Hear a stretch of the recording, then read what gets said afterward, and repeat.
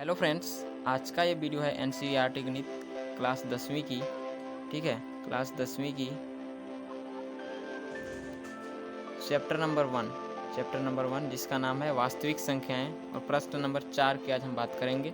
इससे पहले मेरा एक वीडियो बन चुका है, उसमें प्रश्न संख्या 1 से 3 तक बताया जा चुका है।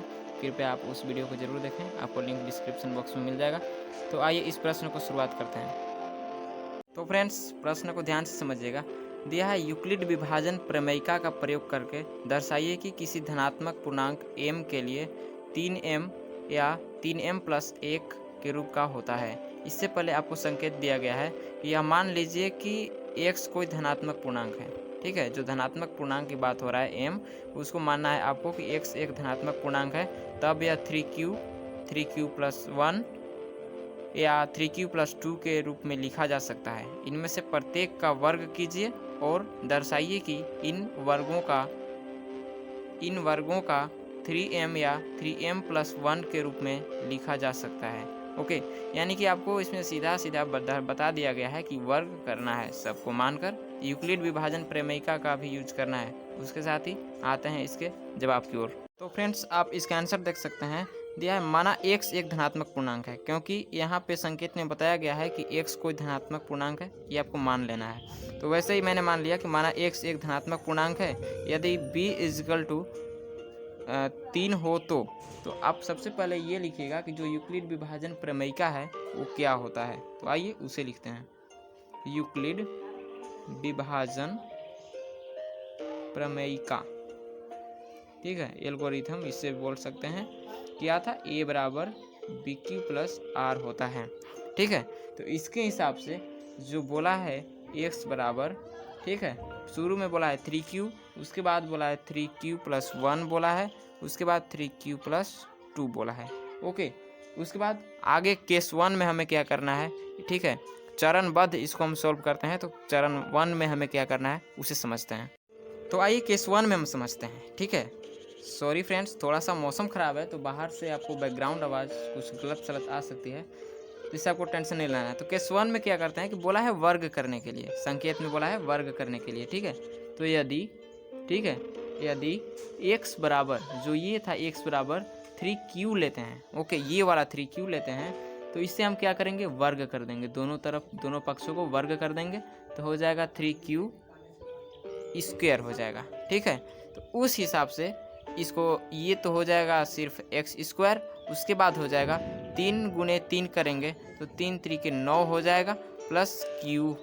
ओके, तो अगर इसे हम स्क्वायर में गुना करें तो ये क्या हो जाएगा, स्क्वायर यहाँ लग जाएगा। उसी हिसाब से अगर इसको हम x बराबर को यहीं पे छोड़ते हुए ये क्या कर लेंगे, 9q स्क्वायर हो जाएगा। अगर इसे हम कॉमन निकालें तो 3 को कॉमन निकाल कर, ठीक है, 3q स्क्वायर करके इसके लिख सकते हैं। उसके बाद हम लिखेंगे 3m, ठीक है, 3m, ये जो 3q स्क्वायर है इसे हम m मान लेंगे, और ये 3m, ठीक है, जहाँ m बराबर क्या हो गया, ये जो m मैंने माना इसके जगह पर 3 के 3 लिखा और इसको मैंने पूरे को क्या मान लिया, m मान लिया।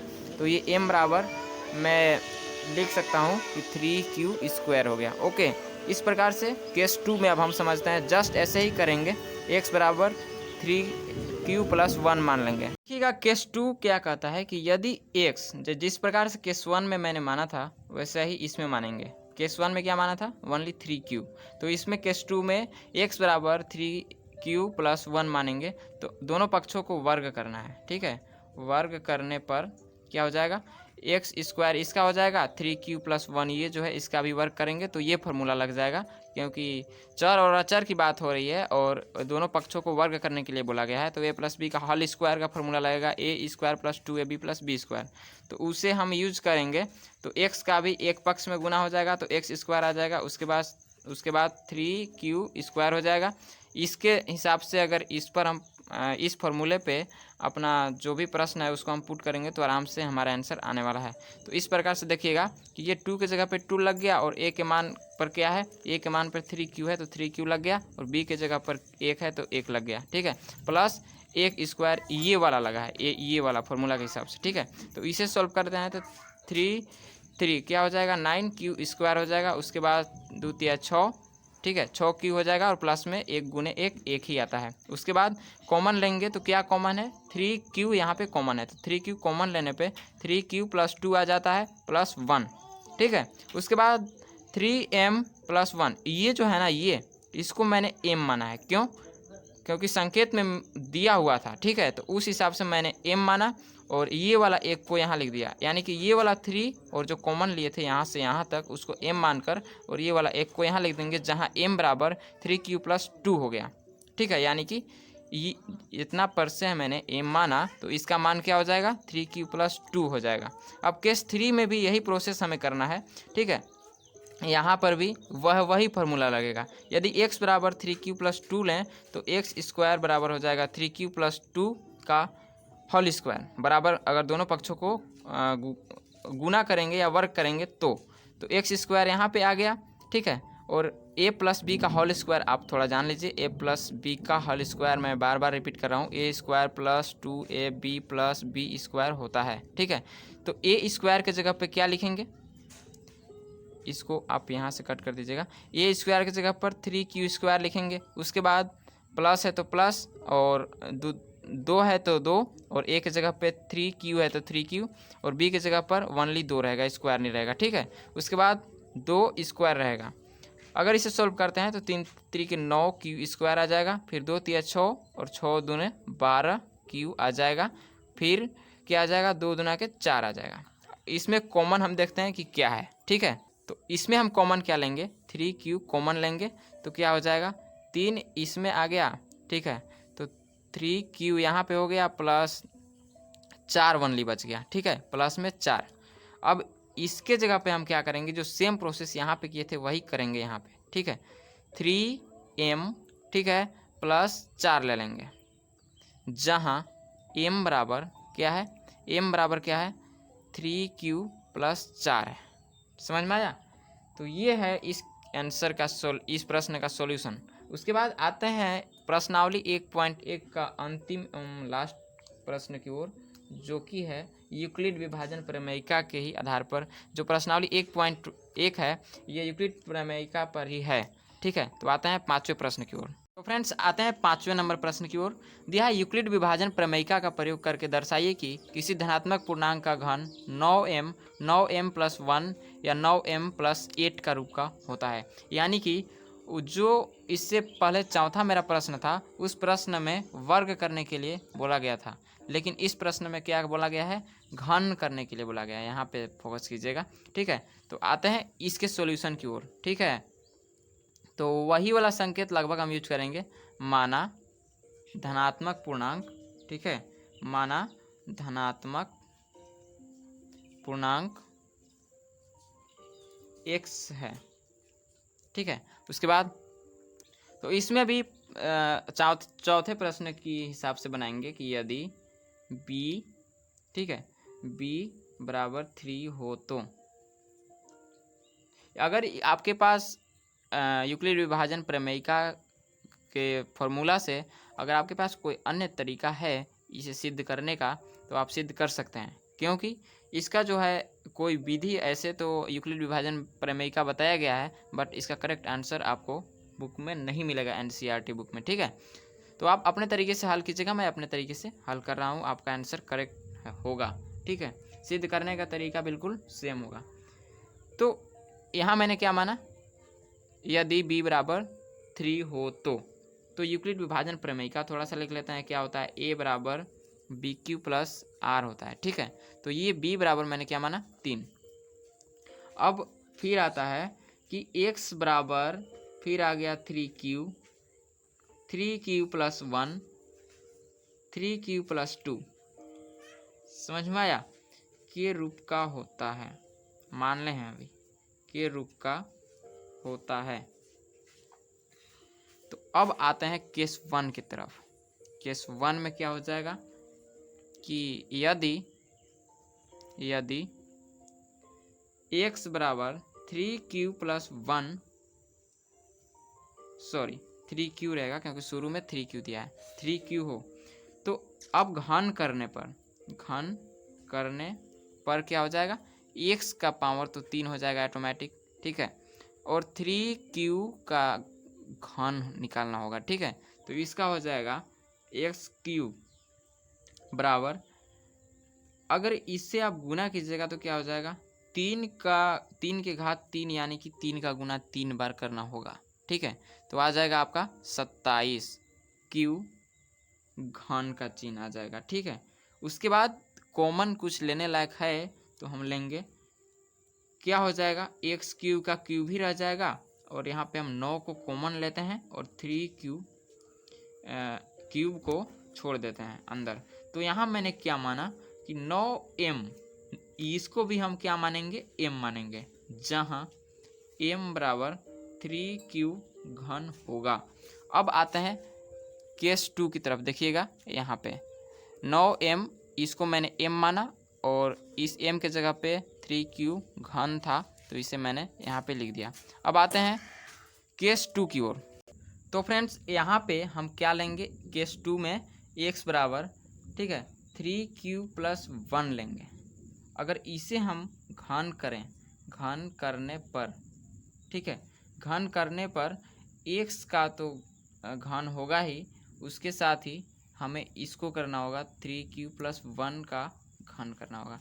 तो आपके पास इस पहले तो चौथे सवाल में था कि a + b का होल स्क्वायर से मेरा काम चल जाता था, लेकिन इसमें क्या है कि a + b का होल क्यूब।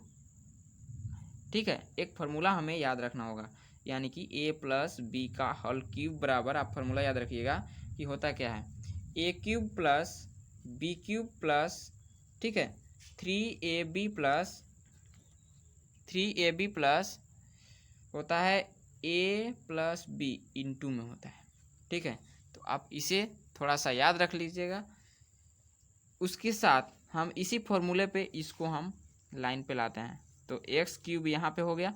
अब इसी फॉर्मूले पे क्या कर देंगे, इसको हम पुट कर देंगे, तो a³ के जगह पर कितना है, 3q³ हो जाएगा, प्लस b के जगह पर 1 का घन हो जाएगा, प्लस 3 का 3 हो जाएगा, a के जगह पे कितना है 3q है, b के जगह पे कितना है 1 है। ठीक है, उसके बाद प्लस करेंगे और a भी कितना है 3q + 1 है। अब इसे हम आराम से सॉल्व करते हैं। ठीक है, तो सॉल्व करने पे क्या हो जाएगा, इसका तो 27 हो जाएगा, 27 घन हो जाएगा, उसके साथ ही इसका 1 हो जाएगा, उसके साथ 3 3 के 9 क्यूब हो जाएगा। ठीक है, 9 क्यूब हो जाएगा। अब उसके साथ यहाँ पे देखिएगा, ये जो कोष्ठक में है ना, ये कोष्ठक में ही रहेगा 3q + 1। आगे 27 क्यूब है तो 27 क्यूब यानी कि 27 क्यू का घन प्लस 1। अब देखिएगा इसको हम क्या करते हैं, इसको आराम से इसमें जो कॉमन है, यानी कि इसमें क्यूब से हम इसका गुना कर देते हैं, क्यूब की जो 9 है ना, 9 के साथ क्यूब है, 9q, इसको हम आराम से गुना कर देते हैं, प्लस 9 बाहर ही रहेगा और 3q² हो जाएगा, क्योंकि ये क्यू और ये क्यू का गुना हो रहा है। उसके साथ एक गुने क्यू करेंगे तो क्यू आ जाएगा। उसके बाद आगे समझते हैं। आगे देखिएगा कि आगे अगर इसमें हम कुछ कॉमन ले तो क्या हो जाएगा। देखिएगा इसमें हम 9 को कॉमन लेते हैं, क्योंकि 9 देखिएगा यहाँ पे लगभग सारे चीज़ों में 9 आ जा रहा है। ठीक ना, तो उसके साथ इसको हम इसके साथ थोड़ा सा तोड़ लेते हैं, इसका पहले कॉमन निकाल लेते हैं कितना इसका आता है। तो 27q घन है, तो इसको 9 को हम बाहर कर दिए तो बच गया 3q घन। ठीक है, उसके साथ ही जो कोष्ठक वाला था ना, ये कोष्ठक वाले को हम इसमें ले आएंगे, प्लस 3q² हो गया प्लस q हो गया। अब ये जो 1 था, ये 1 को किधर हम ले आएंगे, इधर, प्लस, यानी कि कुछ भी नहीं हुआ, कॉमन भी कुछ भी नहीं हुआ, बस इसको अरेंज किया गया, ये 9 और ये 27 से इसको अरेंज किया गया फिर से। उसके बाद अब इन सारे को हम क्या मान लेंगे, m मान लेंगे, यानी कि 9m प्लस ये वाला 1। ठीक है, जहाँ m बराबर क्या हो जाएगा, m बराबर हो जाएगा 3q³ प्लस 3q² प्लस, ठीक है, उसके बाद हो जाएगा q। तो यहाँ पे हो गया केस 2। अब आते हैं केस 3 की ओर। तो केस 3 में हम क्या करेंगे, थोड़ा सा ध्यान दीजिएगा यहाँ पे। ठीक है, केस 3 में हम करेंगे यदि x बराबर यहाँ पे मैंने क्या लिया था, यहाँ पे क्या लिया था 3q + 1 लिया था, तो यहाँ पे हम लेंगे x बराबर 3q + 2। अब इसको घन करने पर x का घन करेंगे, ठीक है। उसके बाद 3q + 2 का घन कर देंगे। फार्मूला वही रहेगा, आप याद रखिएगा। इसके साथ ही इसका हो जाएगा x का घन हो जाएगा, आगे आने पर हो जाएगा इसका, अगर इसे हम सॉल्व करें, ठीक है, तो सॉल्व करने पे मेरा हो जाता है 3q का घन, उसके बाद 2 का घन, उसके बाद 3q ये जो था 3q, उसके साथ 2, अब जो कोष्ठक में था 3a + b वाला 3q + 2 लिखा जाएगा, ठीक है। इसके साथ अगर इसे हम और आगे तक सॉल्व करें तो क्या हो जाएगा 27q घन हो जाएगा, उसके बाद 2 दूनी 4 दूनी 8 आ जाएगा, उसके बाद 18q आ जाएगा, है ना। उसके बाद 3q + 2 ये तो है ही है, बांध दिन लोग, ठीक है। तो उसके साथ थोड़ा सा इसको हम अरेंजमेंट करते हैं, क्या होता है, ठीक है।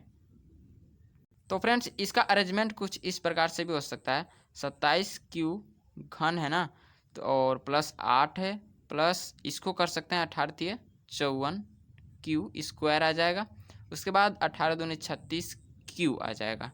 तो इसका अरेंजमेंट कुछ इस प्रकार से हो सकता है, 27q का घन हो जाएगा, उसके बाद स्क्वायर वाले को एक साइड ला देते हैं, 18 54 आया था ना, तो 54 यहाँ पे हो जाएगा, 54q² हो जाएगा, उसके बाद 36q हो जाएगा, उसके बाद 8 अलग अलग आ जाएगा, ठीक है। तो इस हिसाब से इसमें कॉमन क्या है, 9 कॉमन है, ठीक है।